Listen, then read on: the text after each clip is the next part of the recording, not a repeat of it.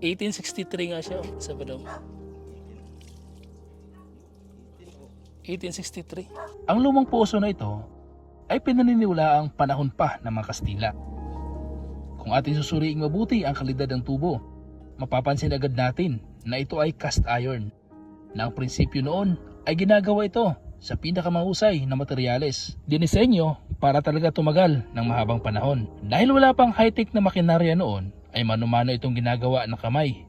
Ang Camarines Sur ay tirahan ng maraming Kastila simula pa noong 1579. Kaya hindi nakakapagtaka na mayroong ganitong poso na ginawa noong 1863.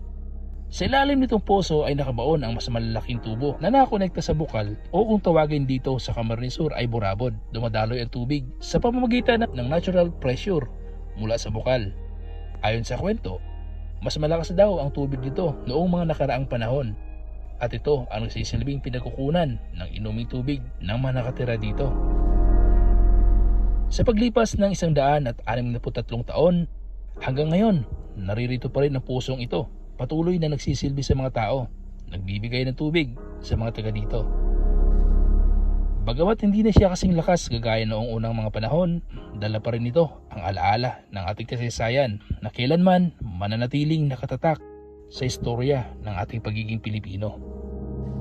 Sa sandaling panahon na habang naguhugas ako ng aking mga kamay at paa sa pusong ito, ay para ko na rin naramdaman ang pagmamahal ng ating mga ninuno. May saya na nararamdaman sa puso dahil umabot pa sa aking panahon ang puso na ito. Kahit mahigit 160 taon nang ito ay gawin. Ikaw, Kaheway, anong masasabi mo sa bagay na ito?